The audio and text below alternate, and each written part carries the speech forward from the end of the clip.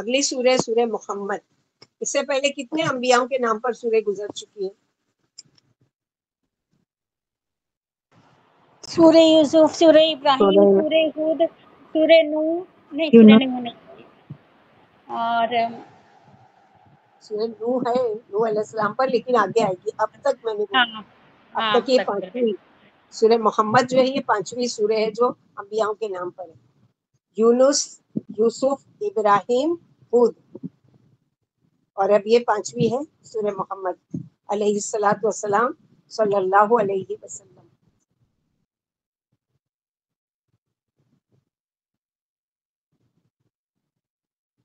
اب تک ہم لوگ جو پڑھتے ہیں وہ ساری کیا تھی؟ مکی صورتیں تھیں. اب یہاں سے سلسلہ شروع ہو رہا ہے مدنی صورتوں کا، یعنی ہجرت کے بعد کی نازل ہونے والی صورتیں. اس میں 4 رکوع ہے، 38 آیات ہیں، 558 کلمات ہیں، اور 2475 حروف ہیں. اس کا ایک نام تو سورہ محمد ہے اور دوسرا نام اس کا سورہ قتال بھی ہے.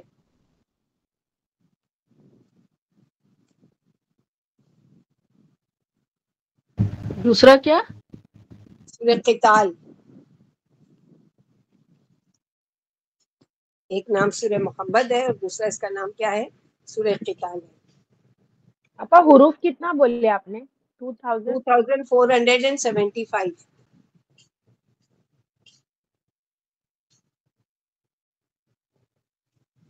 سے پہلے کی سورہ 2000 کتنا؟ 2400 475.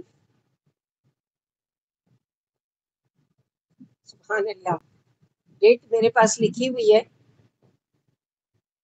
کہ اس سے پہلے کے بیچ کو ہم لوگوں نے پڑھایا تھا فیبروری 2 کو 2018 میں، اور اس سے پہلے کے بیچ کو پڑھایا تھا یہی اکتوبر کی 27 کو 2011 میں.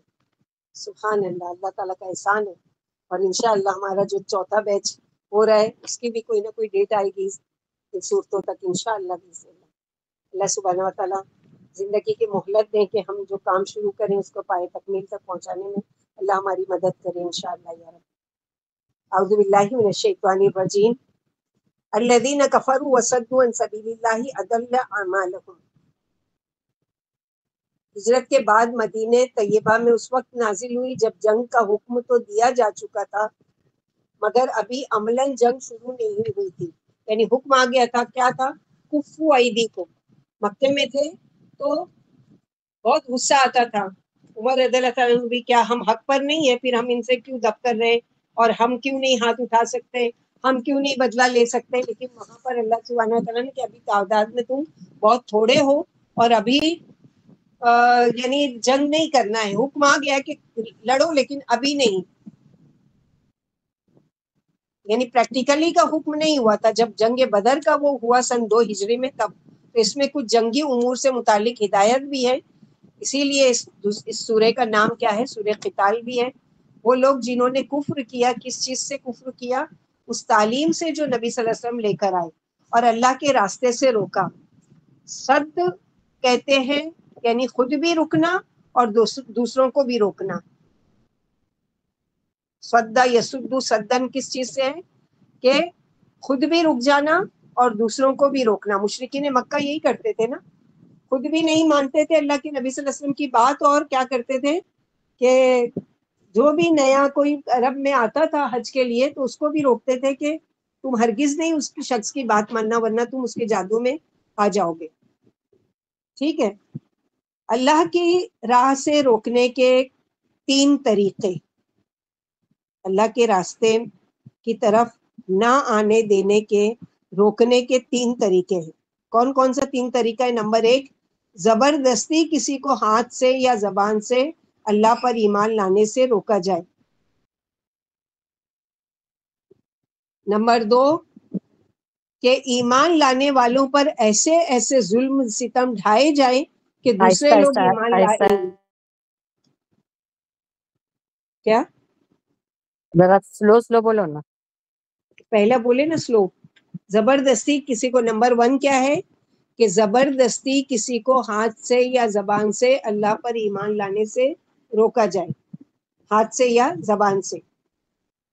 دوسرا کیا ہے کہ ایمان لانے والوں پر ایسے ایسے ظلم و ستم ڈھائے جائیں کہ دوسرے لوگ ایمان لائے ہی نہیں، اور ان کو دیکھ کر ڈر کر ایمان لانے سے وہ رک جائیں کہ اگر ہم ایمان لائے تو ہمارا بھی یہی انجام ہوگا۔ تو ایسے ایسے ظلم و ستم، تو مشرکین مکہ تو یہ دونوں کام کر رہے تھے، بلکہ تیسرا بھی کر رہے تھے۔ تیسرا کیا کر رہے تھے؟ تیسرا طریقہ یہ ہے کہ لوگوں کے اندر ایمان لانے والوں کے خلاف ایسے وسوسے اور ایسے پروپیگنڈے کیا جائے کہ وہ دین سے بدگمان ہو جائے، بددل ہو جائے، اسلام کی طرف نہ بڑھیں۔ یہ سب اللہ کے راستے سے روکنے میں آتا ہے۔ اور آج ہمارے ساتھ یہ اس کنٹری میں تیسرا طریقہ اپنایا جا رہا ہے کہ اتنا بدنام کیا جا رہا ہے اسلام کو کہ جس کے ذریعے سے کیا ہے کہ لوگ اسلام سے بالکل مخالف ہوتے جا رہے ہیں، بلکہ دشمن ہوتے جا رہے ہیں۔ اللہ تعالیٰ ہم سب کی حفاظت کرے انشاءاللہ۔ آپا تیسرا بولیے نا ایک مرتبہ۔ تیسرا طریقہ یہ کہ لوگوں کے اندر ایمان لانے والوں کے خلاف، لوگوں کے اندر ایمان لانے والوں کے خلاف ایسے ایسے وسوسے اور ایسے پروپیگنڈے کیے جائیں کہ وہ دین سے بدگمان ہو جائیں، بددل ہو جائیں، اور اسلام کی طرف رخ ہی نہ کریں، پلٹے ہی نہیں۔ یہ تینوں طریقے کیا ہیں؟ اللہ کے راستے سے روکنے کے۔ آج بھی یہ سب کچھ ہو رہا ہے، ہاتھوں سے بھی روکا جا رہا ہے، زبانوں سے بھی روکا جا رہا ہے، ظلم و ستم بھی کیے جا رہے ہیں، اور لوگوں میں نفرت بھی پھیلائی جا رہی ہے۔ اللہم اعز الاسلام والمسلمین فی کل مکان وذل الشرک والمشرکین، یعنی کافروں کے عمل کفر راہ سے روکنے کی وجہ سے برباد ہو جائیں گے، اور ان کی نیکیاں غارت ہو جائیں گی، جیسے کہ سورہ فرقان آیت نمبر 23 میں فرمایا وَقَدِمْنَا إِلَىٰ مَا عَمِلُوا، ہم ان کے عملوں کی طرف متوجہ ہوں گے اور انہیں پراگندہ ریت کی طرح اڑا دیں گے۔ یعنی کوئی بھی نیکی کا خیر کا کام کرے، لیکن چونکہ یہ خود نہیں آتے اللہ کے رسول صلی اللہ علیہ وسلم کی باتوں کی طرف اور نہ لوگوں کو آنے دیتے ہیں، تو ان کے ساری نیکیوں کے کام کیا ہے؟ عدل اعمالہم۔ اللہ تعالیٰ فرماتے کفر کے ساتھ جب ایسے لوگوں کا یہ رویہ ہو جائے تو اللہ تعالیٰ ایسوں کے اعمال ضائع کر دیتے ہیں۔ ضلالہ بھٹکنا، گمراہ ہونا، لیکن یہاں باب افعال ہے، اس لیے ٹھکانہ گمراہ کرنا، ضائع کرنا۔ تو ان کے اعمال کس طرح ضائع ہوئے کہ اللہ نے ان سے توفیق ہی چھین لی کہ وہ ایمان لائے۔ یعنی سب سے بڑی سزا کسی کو اگر یہ مل جائے کہ اس کو ہدایت کی طرف آنے سے وہ رک جائے، تو یہ ایک سزا دی گئی ایک طرح سے کہ یہ ایمان کی طرف آنے ہی نہیں پائے۔ جب ایمان ہی نہیں تو ان کے عمل کہاں سے قبول ہوں گے؟ اہل مکہ کے جو بھی نیکی کے کام کرتے تھے وہ سب ضائع ہو گئے۔ سیرہ رحمی کرنا، حاجیوں کو کی خدمت کرنا، اور مکے کے متولی تھے، حرم کے متولی تھے، یہ ساری چیزیں، وہاں کی ساری چیزیں دیکھ بھال کرتے تھے، ساری چیزیں ان کو اللہ تعالیٰ نے ضائع کر دی ہے۔ ان کا کوئی بھی نیک عمل ان کے کوئی بھی کام نہیں آئے گا۔ والذین آمنوا وعملوا الصالحات وآمنوا بما نزل علی محمد صلی اللہ علیہ وسلم وهو الحق من ربهم کفر عنہم سیئاتہم واصلح بالہم۔ لیکن وہ لوگ جو ایمان لے آئے، اور وہ لوگ جو ایمان لائے اور جنہوں نے اچھے کام کیے، اور ایمان لائے اس چیز پر جو محمد صلی اللہ علیہ وسلم پر نازل کی گئی، اور وہ تعلیم جو آپ صلی اللہ علیہ وسلم پر نازل ہوئی وہ حق ہے، انہی کے رب کی طرف سے ہے، یعنی اہل ایمان کے رب کی طرف سے ہے۔ کفر عنہم سیئاتہم، اس نے ان کی برائیاں ان سے دور کر دی، یعنی دور جاہلیت میں جو بھی وہ غلط کام کرتے رہے، شرک کیا انہوں نے، شرابیں بھی پی، زنا بھی کیا، چوری بھی کی، ڈاکہ بھی ڈالا، اس سارے گناہ کو اللہ تعالیٰ نے مٹا دیا، پہلے کی خطائیں ساری معاف کر دی، اور آئندہ کے لیے ان کا حال وَأَصْلَحَ بَالَهُمْ، آئندہ کے لیے ان کا حال درست فرما دیا، ان کی زندگیاں سنوار دی، یعنی مادی اور علمی دونوں طرح سے ان کے حالات سدھار دیے۔ دنیا میں کامیاب و کامران ہوئے، دنیا پر ان کو حکومت کرنے کا موقع ملا۔ یعنی یہاں پر ایمان لانا اور عمل صالح کرنے کے ساتھ تیسری چیز یہ بتائی گئی کہ محمد صلی اللہ علیہ وسلم پر نازل ہونے والی وحی پر بھی ایمان لائے۔ اس سے کیا پتہ چلتا ہے کہ انسان کی کامیابی اسی وقت ہو سکتی ہے جب وہ تمام انبیاءوں کے ساتھ ساتھ نبی صلی اللہ علیہ وسلم پر بھی ایمان رکھتا ہو۔ جیسے سورہ بقرہ میں پڑھ چکے ان الذین آمنوا والذین ہادوا والنصارى والصابین من آمن منهم باللہ والیوم الآخر فلا خوف علیہم ولا هم یحزنون. یعنی چاہے وہ نصارہ ہو، یہودی ہو، مجوسی ہو، جو بھی ہو، جب تک وہ اللہ پر ایمان نہیں لاتا تو اس کے لیے کوئی چیز فائدہ مند نہیں ہو سکتی. یعنی اللہ مومنوں کی جنہوں نے عقائد درست کر لیے اور سنت کے مطابق عملوں میں بھی لگے رہے اور دل و زبان اور ہاتھ پیر اور دیگر اعضاء سے اللہ کی طرف جھکے رہے اور دل و جان سے قرآن کو جو آخری پیغمبر پر اترا ہے اور در حقیقت میں کلام ربانی ہے اور سراپا حق و صداقت ہے اور قابل قدر ہے، مان لیا، برائیاں مٹا کر ان کے حال سنوارنے کی ذمہ داری لیتے ہیں. معلوم ہوا کہ ایمان کی ایک یہ بھی شرط ہے کہ نبوت کے بعد آپ پر اور قرآن پاک پر ایمان لایا جائے. ایک حدیث میں جسے چھینک آئے وہ الحمدللہ کہے اور سننے والا یرحمک اللہ کہے، اور جواب میں وہ کیا کہے، وَيُسْلِ بَالَكَ، یعنی جواب دینے والا کہ اس کو جواب دے کہ اللہ تم پر رحم کرے اور تمہارا حال درست کرے. تو یہاں پر یہ بتایا گیا ہے. اور مومنوں کی برائیاں اور کافروں کی نیکیاں مٹانے کی وجہ کیا ہے؟ یعنی کافروں کی نیکیاں اور مومنوں کی برائیاں مٹانے کی اور ان کی اصلاح کی وجہ یہ ہے کہ کافر بد کردار اور باطل کے پرستار ہوتے ہیں اور مومن باطل سے بیزار اور اطاعت سے گزار ہوتے ہیں. یعنی ان کی نیکیاں کیوں قبول، ان کی نیکیاں کیوں ضائع؟ اس لیے کہ ایک ہے کہ وہ باطل کا انکار کرنے والے اور ایک ہے کہ باطل کی سرپرستی کرنے والے. پھر فرمایا اللہ اسی طرح لوگوں کا انجام بیان فرماتے ہیں اور وہ خوب اللہ تعالیٰ جاننے والے ہیں. یعنی اللہ کے وہاں انصاف ہے کہ جو جیسا کرے گا ٹیٹ فور ٹیٹ. دنیا میں تو کوئی چیز کوئی معاف نہیں کرتا نا، جو جیسا کرے ویسا بدلہ لیا جاتا ہے. تو اللہ سبحانہ و تعالیٰ کی بھی انصاف ہے، ایسا نہیں ہے کہ ذرا برابر بھی کسی پر ظلم کیا جائے گا. ذالک بأن الذین کفروا اتبعوا الباطل وأن الذین آمنوا اتبعوا الحق من ربهم کذالک یضرب اللہ للناس امثالهم. کیونکہ وہ لوگ جنہوں نے کفر کیا وہ باطل کی پیروی کرتے ہیں اور بے شک ایمان والے وہ حق کی پیروی کرتے ہیں ان کے رب کی طرف سے. یہاں کفر اور ایمان میں فرق بتایا گیا. اگر ایمان والے بھی باطل کی پیروی کرنے لگ جائیں گے تو انہیں اور کفر ان میں اور کفر میں کیا فرق رہ جائے گا؟ اصل چیز ایمان کا عمل اور رویہ ہے. یعنی ایمان لانے کے بعد کیا چیز ہے کہ اعمال کی بھی درستگی. ایک آدمی مثلاً کلمہ پڑھ کے مسلمان ہو گیا لیکن نہ وہ نماز پڑھتا ہے، نہ وہ روزے رکھتا ہے، نہ اللہ تعالیٰ کی کوئی بات مانتا ہے اور کہتا ہے کہ میں مسلمان ہوں، تو کہاں سے اس کا ایمان قبول کیا جائے؟ خالی ایمان لانا تو کام نہیں آئے گا، کیونکہ قرآن میں کئی جگہ آیتیں ہیں کہ ان الذین آمنوا وعملوا الصالحات. صرف ایمان مطلوب نہیں ہے یا صرف عمل صالح مطلوب نہیں ہے، دونوں چیز ضروری ہے.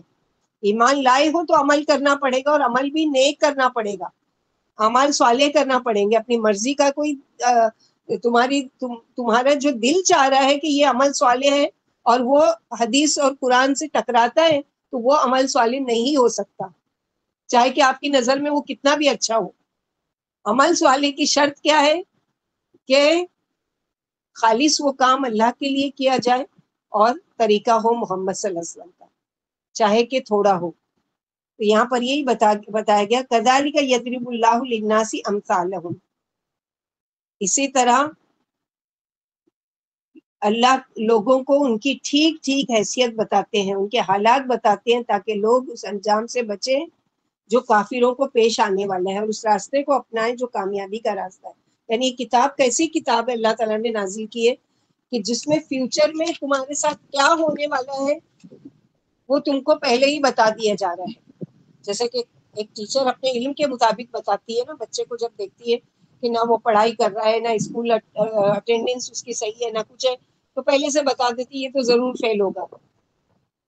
تو قرآن میں بھی کہ یہ جو عمل کرنے والے ہیں یہ تو ضرور ناکام ہوں گے اور ضرور ان کا انجام برا ہونے والا ہے.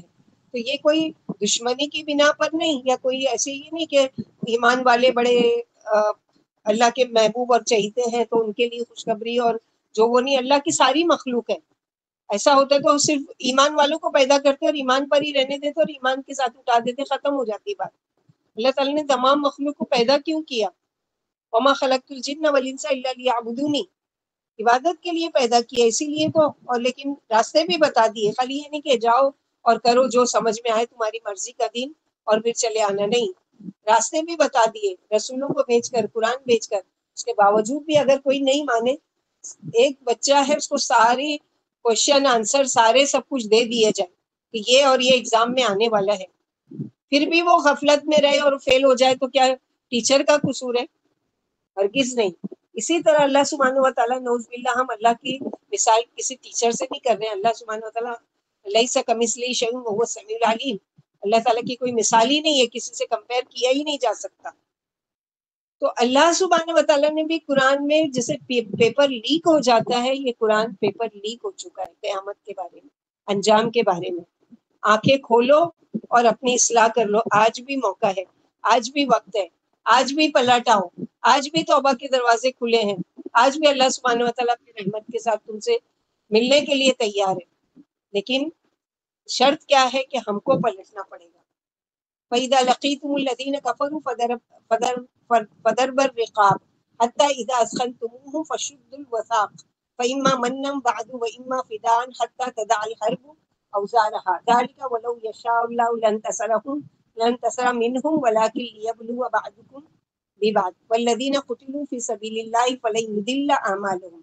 اب یہ جنگ کے حالات بتائے جا رہے ہیں۔ اب یہاں جنگ کے کچھ آداب بتائے گئے کہ جب تم کافروں سے ملو میدان جنگ میں تو پہلا کام کیا ہے کہ گردنیں مارنا، یہ نہیں کہ کہیں بھی راستے چلتے کافروں سے ملاقات ہو تو کچھ نکال کر جیب سے ان کی گردن اڑا دو، یہاں یہ نہیں کہا جا رہا ہے۔ مراد اس سے کہ جب جنگ کا موقع آئے اور وہ تم پر حملہ کریں تو کیا تم چپ چاپ تو نہیں بیٹھو گے نا، تو تم شدت کا معاملہ کرو، دشمن کو چھوڑنا نہیں ہے، اس لیے کہ اگر تم نے دشمن کو چھوڑ دیا تو وہ تم کو نہیں چھوڑے گا۔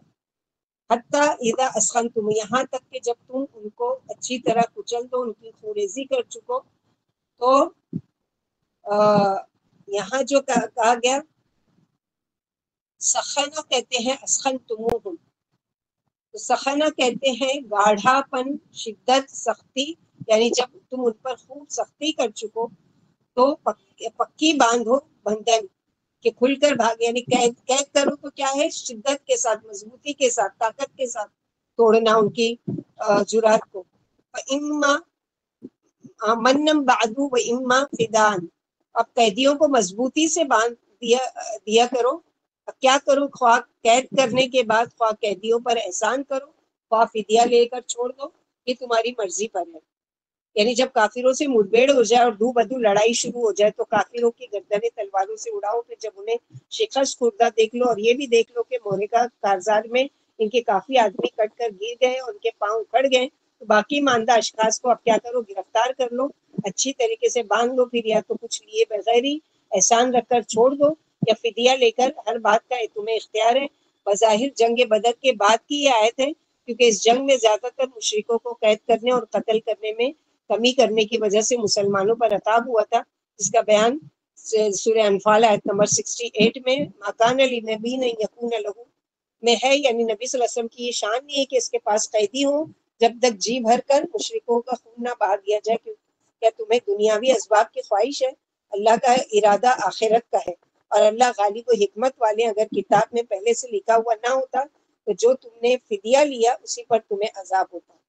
یعنی بدر میں کیا کیا گیا کہ فدیہ لے کر قیدیوں کو چھوڑ دیا گیا، یہاں پر ابھی یہ چوائس دی گئی، پھر فرمایا یہی مسلمانوں کو لڑنے کا حکم ہے، اگر اللہ چاہتے تو خود ہی کافروں سے انتقام لے سکتے تھے۔ کیوں کہا جا رہا ہے کہ تم لڑو اللہ کی راہ میں، تاکہ تمہاری بھی تو آزمائش ہو کہ تم کیسے ہو، کیا کرتے ہو۔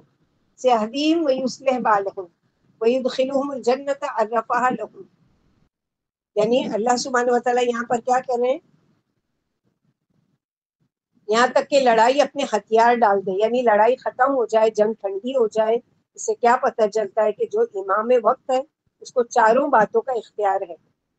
یعنی جنگ کے اس میں جو مسلمانوں کی طرف سے لیڈر ہوگا اس کو 4 باتوں کا اختیار دیا جائے گا۔ نمبر 1 کافروں کو قتل کرنے کا، نمبر 2 قیدی بنا لینے کا، نمبر 3 قیدیوں میں سے جس کو یا سب کو چاہے تو بطور احسان کو چھوڑ دے، نمبر 4 یا فدیہ لے کر چھوڑ دے۔ تو اس آیت سے قوانین जंग का पता चलता है, यानी जंग के डिसिप्लिन और उसूल ज़ाब्ते सिखाए जा रहे हैं। इसी तरह कैदी अगर मुसलमान हो जाए तो कत्ल नहीं किया जाएगा, अगर कैदी हुकूमत के कब्जे में है तो कत्ल किया जाएगा, किसी को दे देने के बाद कत्ल नहीं किया जाएगा। और अगर कत्ल करना ही है तो सीधे कत्ल कर दिया जाए, सता कर परेशान करके कत्ल ना किया जाए। एहसान करने में 4 चीजें हैं। नंबर 1, कैद की हालत में अच्छा बर्ताव, खाना पीना वगैरह अच्छा दिया जाए, यानी एहसान करो किस तरह से, 4 तरीके से। कैद की हालत में क्या किया जाए, उनके खाने पीने का, उनके रहने सहने का, उनके साथ अच्छा बर्ताव किया जाए। और आप सल्लल्लाहु अलैहि वसल्लम ने प्रैक्टिकली, एक समामा जो है बाद में वो मुसलमान हुए, तो उनका वाकया आता है कि जब मुझे कैद किया गया जंग में पकड़ के, तो सबसे ज्यादा मुझे अल्लाह के रसूल सल्लल्लाहु अलैहि वसल्लम और मदीने से नफरत थी। और 3 दिन तक का बांध के रखा, और आप सल्लल्लाहु अलैहि वसल्लम वहां से जाते थे और पूछते थे, समामा क्या हाल है तुम्हारा, क्या ख्याल है तुम्हारा? तो कहते थे कि यानी मैं तो अपने उस पे ही कायम हूँ, मैं नहीं पलटने वाला और मैं नहीं मानने वाला। उसके बाद फिर 3 दिन के बाद आप सल्लल्लाहु अलैहि वसल्लम ने क्या किया, उनका खाने पीने का, उनके अच्छे से बर्ताव किया और वो कर लिया, और हर 3 दिन तक आके पूछते रहे। फिर उसके बाद उनको क्या किया गया, आज़ाद कर दिया गया।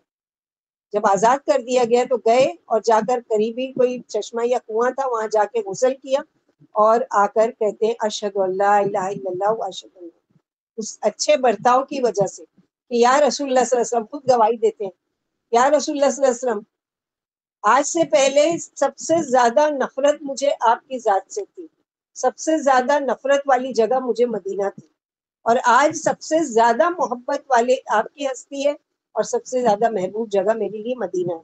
तो एहसान के साथ दूसरा एहसान का तरीका क्या है कि उम्र कैद या कत्ल की बजाय गुलाम बनाकर मुसलमानों के हवाले कर दिया जाए, यानी जिंदगी इस तरह बख्श दी जाए। तीसरा, जिजिया लगाकर उनको ज़म्मी बना लिया जाए। ज़िम्मी यानी जिनका जिम्मा मुसलमान हुकूमत ने लिया हो, कि उनकी जान माल इज्जत का जिम्मा मुसलमान हुकूमत के जिम्मे है। चौथा एहसान का तरीका क्या है कि बगैर किसी मुआवजे के रिहा कर दिया जाए। ये 4 एहसान की किस्में हैं। फिदिये की भी 3 किस्में हैं। एक तो एहसान इस तरह का करो, फिदिये की 3 किस्में हैं। नंबर 1, माली मुआवजा, पैसा लेकर छोड़ दो। नंबर 2, अगर उनके पास माल नहीं है तो उनके लिए खिदमत ली जाए, जैसे कि बदर के कैदी जब कैद किए गए तो आप सल्लल्लाहु अलैहि वसल्लम ने क्या किया था कि फिदिये के तौर पर क्या कहा कि हमारे 10 बच्चों को पढ़ना लिखना सिखा दो, ये खिदमत ली गई उनसे। तीसरा तरीका फिदिये का क्या है कि अपने कैदियों से तबादला कर दिया जाए, यानी हमारे कैदी तुम हमको वापस करो, तुम्हारे कैदी हम तुमको वापस करते हैं। ये तीसरा तरीका फिदिये का। नबी सल्लल्लाहु अलैहि वसल्लम ने मुख्तलिफ मौके पर इन सारी चीज़ों पर अमल किया मुख्तलिफ तरीके से, यानी आप सल्लल्लाहु अलैहि वसल्लम ने तीनों तरीके वो किए।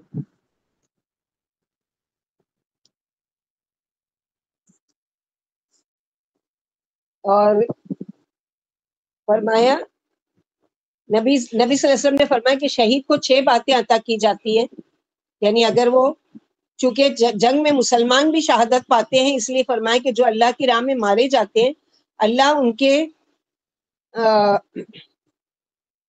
अमल हरगिज ज़ाय नहीं जाने देंगे, बल्कि इनमें बरकत होगी और बढ़ा चढ़ाकर उन्हें सवाब दिया जाएगा। बल्कि बाद शुहदा को तो क़यामत के दिन तक सवाब मिलेगा। जैसा कि नबी सल्लल्लाहु अलैहि वसल्लम ने फरमाया कि शहीद को 6 बातें अता की जाती है। नंबर 1, उसके खून के पहले कतरे से उसके गुनाह मिटा दिए जाते हैं। नंबर 2, उसे उसका जन्नत वाला घर दिखा दिया जाता है। नंबर 3, उसका बड़ी बड़ी आंखों वाली और गोरे जिस्म वाली होनों से निकाह करा दिया जाता है। नंबर 4, वो अजीम घबराहट और अजाब कब्र से बेखौफ रहता है। नंबर 5, उसे ईमान के सिले से सजा दिया जाता है। और नंबर 6 के उसके सर पर ताज रखा जाता है जो मोती और याकूत के से आरास्ता होता है, जिसका हर याकूत दुनिया की तमाम दौलत से बेशबहा होता है। इसे बड़ी बड़ी आंखों वाली 72 हूरें मिलती हैं और खानदान के 70 शख्सों के बारे में उसकी सिफारिश कबूल होती है। अलावा कर्ज के शहीद का हर गुनाह माफ कर दिया जाता है। शहीद की सिफारिश अपने खानदानों के 70 भाई बंदों के बारे में قبول کی جاتی ہے. اور اس کے علاوہ کیا ہے کہ سیہدیہم ویصلح بالہم، اس میں سے یہ ہے. اور ویدخلہم الجنۃ عرفہا لہم،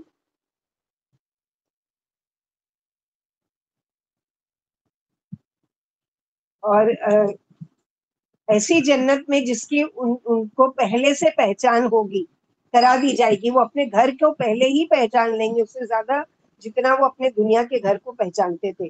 یعنی یہ ساری چیزیں تو دی جائے گی ان کو، اور اس کے ساتھ ساتھ کیا ہے کہ ایمان والوں کے لیے یعنی اللہ انہیں جنت کی راہ پر پہنچا دیں گے. سورہ یونس آیت نمبر 9 میں ان الذین آمنوا وعملوا الصالحات یہدیہم ربہم، یعنی جو ایمان لائے اور نیک عمل کرتے رہے، ان کے ایمان کی بدولت ان کا رب انہیں جنت کی راہ پر ڈال دیں گے جن میں نہریں بہ رہی ہیں اور جو نعمتوں اور بہاروں سے بھرپور ہیں. پھر فرمایا کہ ان کے حال کی اصلاح فرما دیں گے، ان کے کام بنا دیں گے. اور جنت والے یعنی اللہ نے جس جنت کا ان سے تعارف کرایا تھا، اس کی طرف رہنمائی فرمائی تھی، اس میں انہیں داخل فرما دیں گے. اور جنتی جنت میں اپنے گھر، اپنی رہائش گاہ اور وہ مقام جو اللہ نے ان کے لیے تجویز فرمائے، اس طرح پہچان جائیں گے گویا پیدائش کے زمانے سے اس میں رہتے ہیں. انہیں کسی کی رہنمائی یعنی دنیا میں جیسے مثلا اگر ہم کو کوئی کہیں بھی جائیں ہم اور ہم سے کوئی ہمارے گھر کا ایڈریس بولتے تو ہم برابر بتا سکتے ہیں نا، یہاں سے لیفٹ جاؤ، وہاں سے رائٹ جاؤ، وہاں سے سیدھا جاؤ، وہاں سے ٹرن مار لینا. تو ایسے ہی ان کو کوئی بتانے والا نہیں ہوگا یہ وہ تمہارا گھر ہے، وہ ڈائریکٹ خود پہنچ جائیں گے. اللہ تعالیٰ ان کو پہلے سے ہی اس چیز کے بارے میں. نبی صلی اللہ علیہ وسلم نے فرمایا جب ایمان والے جہنم کی آگ سے رہائی پائیں گے تو جنتی جنت اور دوزخ کے درمیان ایک پل پر روک دیے جائیں گے اور باہمی مظالم کا انتقام لیا جائے گا. جب بالکل پاک و صاف ہو جائیں گے تو جنت میں جانے کی اجازت ملے گی. اس کی قسم جس کے ہاتھ میں میری جان ہے، تم میں سے ہر شخص اپنے دنیاوی گھر کی بنسبت جنتی گھر کو زیادہ پہچاننے والا ہے، یعنی خوب پہچاننے والا ہے. اسی لیے یا ایھا الذین آمنوا ان تنصروا اللہ ینصرکم ویثبت اقدامکم، آیت نمبر 7 سورہ محمد آپ کو یاد کرنی ہے، لکھ کر رکھو اور بہت جگہ کام آئے گی. جب آپ کوئی بھی کام اللہ کی مدد، اللہ کی رضا کے لیے کرو گے نا، آپ کو یہ آیت یاد آئے گی اور یہ کوٹ کرو گے آپ اپنے آپ سے کہ یا ایھا الذین آمنوا ان تنصروا اللہ ینصرکم، کہ اگر تم اللہ کی مدد کرو گے اللہ تمہاری مدد کریں گے اور تم کو ثابت قدم رکھیں گے. تو اس کو لکھو یاد کرنے کے لیے. اے لوگوں جو ایمان لائے ہو، اگر تم اللہ کی مدد کرو گے تو تمہاری مدد کریں گے. اللہ کو ہماری مدد کی ضرورت ہے، اللہ ہماری مدد کے محتاج ہیں. اس کے دین کی مدد کرنا دراصل یہ ہے، سورہ حج میں پڑھ چکے وَلَيَنْصُرُ اللَّهُ مَن يَنْصُرُهُ، اللہ ضرور مدد کرے گا اس کی جو اللہ کی مدد کرے گا، یعنی اس کی دین کی مدد کرے گا. تو یہ جو آپ راستے پر چل رہے ہو، یہ اسی راستے کی کا ایک وہ ہے، وہی ایک راستہ ہے کہ جس کے ذریعے آپ اللہ کے دین کی مدد کر سکتے ہیں. آپ کے دین کی اس کام کے کرنے کا فائدہ کیا ہوگا کہ ہر جگہ اللہ تعالیٰ آپ کو ایمان پر، دین پر ثابت قدم رکھیں گے اور آپ کے لیے راستے کھول دیں گے، آپ کی مدد کریں گے، آپ کے سارے کام آسان کریں گے. ہم میں سے ہر شخص چاہتا ہے کہ اللہ ہماری مدد کرے. ہم کہتے بھی ہے نا یا اللہ ہماری مدد کر. اس کا طریقہ کیا ہے کہ اس کے دین کی مدد کرو. اگر چاہتے ہو کہ وہ تمہاری مدد کرے، تمہارے کام آسان ہو، وہی ثبت اقدامکم، اور تمہارے قدم جما دے گا دین پر. ہم لوگوں کو اکثر یہ فکر ہوتی ہے کہ پتہ نہیں قرآن ختم ہونے کے بعد ہم کیا کریں گے، ہمارے دین کا کیا معاملہ ہوگا، ہمارا کیا حال ہوگا. تو اللہ تعالیٰ ہم کو اس فکر کا حل بتا رہے ہیں کہ چاہتے ہو کہ تمہارے قدم جم جائیں تو یہ کام کرنا پڑے گا، کہ اس کام میں لگ جانا پڑے گا. دنیا بھی آسان ہو جائے گی اور آخرت بھی انشاءاللہ. کچھ دیے بغیر تو کچھ ملنے سے نہیں رہا، یعنی کوئی بھی چیز دنیا کا معاملہ ہے کہ جب تک کچھ دیتے نہیں ہو، کوئی چیز نہیں خرید پاتے ہو، تو اللہ تعالیٰ کی مدد کیسے حاصل کر پاؤ گے؟ اگر اللہ تعالیٰ کی دین کی، تو دین کی مدد کے لیے بہت سارے طریقے. علم حاصل کرو، علم کے ذریعے اللہ کے دین کی خدمت کرو. مال اللہ تعالیٰ نے دیا تو مال کے ذریعے سے اللہ تعالیٰ کے دین کی اور دین والوں کی، مدرسوں کی اور یہ ساری چیزوں کی مدد کرو. اور لوگوں کو شوق اور رغبت دلاؤ. لوگوں کو اگر ہم علم نہیں پہنچا سکتے، کم سے کم علم والوں سے جوڑ تو سکتے ہیں کہ آؤ ہم لوگ جو پڑھ رہے ہیں وہ دیکھو، سنو، سیکھو اور اس چیز کو سمجھو اور اس سے اپنی اصلاح کرو. یہ بھی دین کی مدد کا ایک طریقہ ہے. جیسے ابھی واشی میں ایک مدرسہ ہے، ابھی بارش کتنی تیز ہوئی جو 2-3 دن، बेचारे इतनी मुश्किल से उन लोगों ने उस मदरसे को वो डेवलप किया था, अल हसनात करके है, और पूरा बारिश की वजह से कच्चा वो उनका वो छत वगैरह थी, पूरा उनका कंप्यूटर खराब, बच्चियों का सारे किताबें, बुक्स और वो सारी चीजें उन लोगों ने हेल्प के लिए कहा। अगर आप लोग वो तैयार हैं, कुछ भी अपनी जो भी हैसियत है उसके मुताबिक, तो मैं इंशाल्लाह उनके अकाउंट डिटेल्स, उनका पूरा मैसेज तीनों ग्रुप पर डाल दूंगी। आप लोग जैसे भी चाहें उसकी वो कीजिए कि वो बच्चे जिनके लिए उस पैसे से कंप्यूटर खरीदा जाएगा, कुरान खरीदा जाएगा, उनके बैठने की जगह, जो सीट्स है और जो भी पंखा लगाया जाएगा, उनके लिए कारपेट बिछाया जाएगा, जो भी है, जब तक वो इल्म हासिल करेंगे आपके लिए सदका जारिया वो कहाँ लेकर जाएंगे, क्योंकि बच्चे उसमें आलिम और आलिमा बनाए जा रहे हैं। तो ये दीन की खिदमत इस तरह से भी की जा सकती है। तो हम भेज जी देंगे, आप बाजी, लोगों में से जो चाहे डायरेक्ट उन लोगों की हाँ बाजी, वो कर सकता है इंशाअल्लाह बिस्मिल्लाह। अल हसनात करके वो एक ग्रुप है, और वो लोग औरतें ही हैं, और औरतें ही माशाल्लाह चला रही है। अल्लाह ताला उन लोगों को साबित कदम रखे और उनके लिए आसानियां करे, और हम सबको भी तौफीक दे अल्लाह ताला कि हम भी कुछ ना कुछ दिन की खिदमत करें, माल से, जान से, वक्त से, इल्म से, हर चीज से। और हर कोई जब ये अपनी जिम्मेदारी समझेगा ना तब ये काम कर सकता है। जैसे मसलन माँ है, मैं नहीं खाना बनाऊंगी तो सबके सब भूखे रह जाएंगे, खाना कहाँ से आएगा, होटल से कितने दिन लाएंगे। जो सरकश है वो तो ये बोलेंगे कोई बात नहीं, होटल से लाके कितने दिन खाओगे होटल से। तो वो माँ जो है वो अपने आप को गर्मी में थकाती है, तकलीफ में वो अपने आप को करती है, किस लिए कि सारे घर वाले खाएंगे और उनको देख के वो खुश होती है। खाना तो वो उतना ही खाती है ना जितना उसके पेट में जाता है, उससे ज्यादा तो नहीं खाती है ना। लेकिन क्यों उन लोगों को देख देख के खुश होती है जो खा रहे होते हैं उसके हाथ का पका हुआ। ऐसे ही दीन की खिदमत करो, और दीन पर चलने वाले अगर आगे ये कुछ करते हैं तो उसको देख के हमको हमारा दिल खुश होगा कि यार अब ये हमारे लिए सदका जारी है। तो ये काम अपनी होश और हवास में, अपनी सेहत की हालत में करना है, इससे पहले कि अल्लाह ना करे कि अल्लाह ताला हम मकबूतुल आवाज हो जाएं या वो हो जाएं। तो यहाँ पर यही है कि दूसरी आयत जैसे सूरह हज में वलियंसुरुल्लाह मन यंसुरुहु, यानी अल्लाह उसकी मदद जरूर करेंगे जो उसके दीन की मदद करेगा, क्योंकि बदला अमल की जिन्स से मिलता है। इसलिए फरमाया कि वो तुम्हारे पाँव भी जमा देंगे, जंग में मदद होगी तो दुश्मन के मुकाबले पर तुम्हारे पाँव जम जाएंगे और तुम दिल खोल कर लड़ोगे।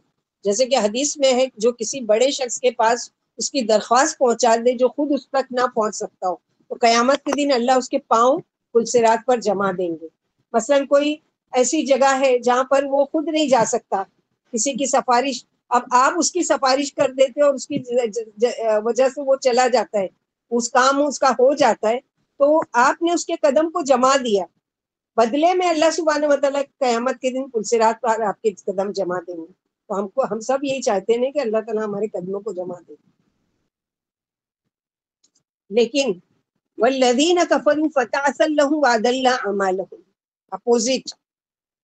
पहले क्या है, ईमान वालों के कदमों के जम जाने की खुशखबरी है। अब काफिरों के लिए क्या है कि ये तो मायूस हो चुके हैं, और वो लोग जिन्होंने कुफ्र किया, इनकार किया, तो उनके लिए तबाही है। तास कहते हैं ठोकर खाकर गिरने को, ऐसा गिरना कि फिर उठ ना सकना। पहला भी किया कराया सारा जाए, बार बार अमाल के जाए होने की बात हो रही है कि अब भी समझ जाओ कि तुम्हारी नेकियां अल्लाह के यहाँ काबिले कबूल नहीं है। ये आयत पहली आयत की अपोजिट है, जिसमें अल्लाह के दीन की मदद करने वालों के कदम जमाने की खबर दी गई, यानी अल्लाह की आयतों को ना मानने वाले काफिरों के लिए हलाकत हो। ये कदम कदम पर ठोकरें खाएंगे और अल्लाह इनके अमल बर्बाद कर देंगे। दुनिया की तबाही, शिकस्त, और आखिरत की तबाही, अमलों की बर्बादी।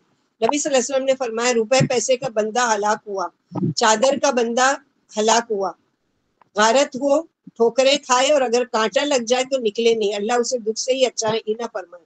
ऐसों के नेक अमाल भी बेकार हैं, क्योंकि ये अल्लाह के उतारे हुए अहकाम को नापसंद करते हैं। यानी अल्लाह के नबी सल्लल्लाहु अलैहि वसल्लम किसी के लिए कभी भी बद्दुआ नहीं करते थे, लेकिन यहाँ बद्दुआ के अल्फाज कि ऐसा शख्स गारत हो, उसका रुपया और पैसा बर्बाद हो जाए, और उसके वो ठोकरे खाए, उसको कांटे लग जाए कि वो इस तरह के کہ اللہ تعالیٰ کے احکامات کو نہیں مانتا. قرآن حدیث ان کی زندگی کا مقصد نہیں، نہ یہ اس کو محبت کی نگاہ سے دیکھتے ہیں اور نہ ان کی قدر و منزلت کرتے ہیں. اس لیے ان کے جو نیک اعمال تھے وہ بھی اللہ نے غارت کر دیے. قرآن و حدیث پر ایمان لا کر نیک اعمال قابل قبول ہوں گے ورنہ رائیگاں ہو جائیں گے. البتہ دنیا میں ان کا بدلہ مل جائے گا. یعنی اللہ تعالیٰ کیا انصاف ہے، ایسا نہیں ہے کہ کوئی کافر و مشرک ہے اور خیر کا کام کر رہا ہے تو اس کو بدلہ نہیں. اس سے پہلے کی بھی آیتوں میں ہم لوگ پڑھ چکے کہ ان کو ان کے ساری چیزوں کا وہ ملے گا. ذالک بانہم کریہوا ما انزل اللہ فاحبط اعمالہم، یہ اس لیے کہ ان لوگوں نے پسند نہیں کیا، ناپسند کیا جو اتارا گیا، اور اللہ تعالیٰ نے اس کے بدلے میں ان کے اعمال کو کیا کیا، ضائع کر دیا. کیونکہ اللہ تعالیٰ کے یہاں کیا ہے کہ اگر نیکی آئے تو وہ نیکی کیا کرتے، ان الحسنات یذہبن السیئات، بے شک نیکیاں برائیوں کو مٹا دیتی ہیں. لیکن اگر نیکی پر برائی آ جائے اور اس برائی پر جمے ہوئے اختتام ہو جائے تو وہ پچھلی نیکیوں کو بھی مٹا دیتی ہے.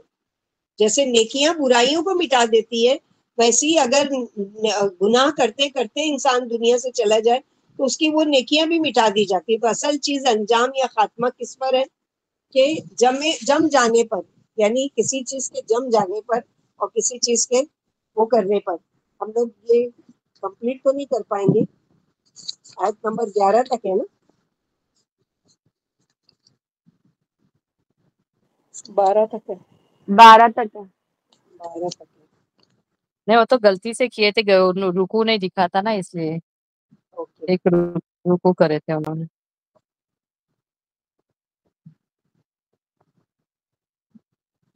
کیا کریں، ہم لوگ کے پاس 8 منٹ ہے، پڑھیں یا یہیں تک رہنے دیں؟ سب تھک گئے ہوں گے نا بیٹھے بیٹھے، کیا خیال ہے؟ آپ انشاءاللہ منڈے کے دن کریں گے. انشاءاللہ بسم اللہ. کیونکہ ڈیٹیل میں ہے نا یہ ساری جنت جی والوں کی اور اس کی، تو جی ہم جلدی جلدی میں نہیں چاہتے کہ اس کو کمپلیٹ کریں.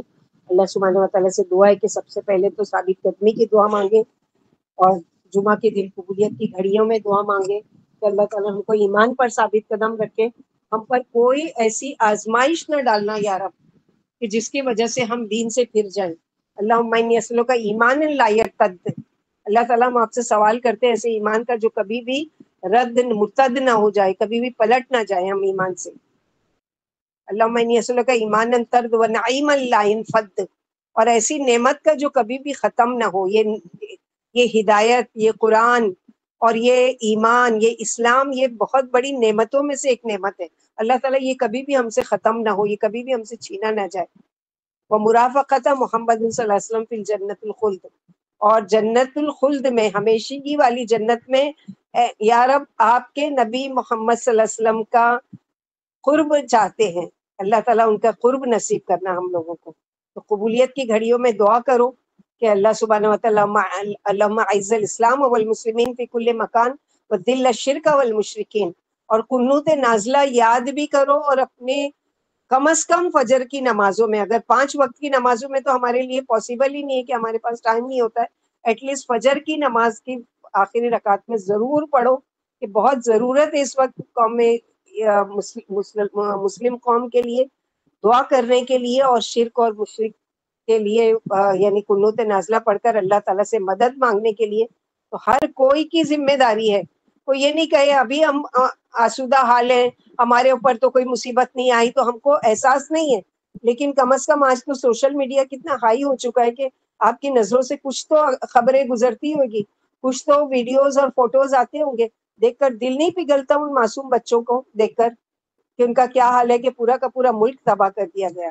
تو دعا تو کر سکتے ہیں، اللہم منزل الکتاب سریع الحساب احزم الاحزاب اللہم اہزمہم وزلزلہم.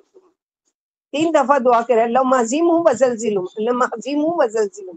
اللہ تعالیٰ ان کو تباہ و برباد کرے، ان کے جو قدموں کو اللہ تعالیٰ اکھاڑ دے، اور مسلمانوں کی مدد کرو. اور مسلمان قوم کے لیے بھی خاص دعا کرو، اللہ تعالیٰ ان کو جگا دو، اللہ تعالیٰ ان کو جھنجھوڑ دو، ان کو دین کی طرف آنے کی توفیق دو، ان کو قرآن کی طرف آنے کی توفیق دو یا رب. ان کو اپنی ڈیوٹی اور اللہ کے نبی صلی اللہ علیہ وسلم کی اطاعت کرنے کی توفیق دو. آمین یا ارحم الراحمین. ربنا تقبل منا انک انت السمیع العلیم وتب علینا انک انت التواب الرحیم. سبحان ربک رب العزت عما یصفون وسلام علی المرسلین والحمد للہ رب العالمین. سبحانک اللہم وبحمدک اشہد ان لا الہ الا انت استغفرک واتوب الیک. السلام علیکم ورحمۃ اللہ وبرکاتہ.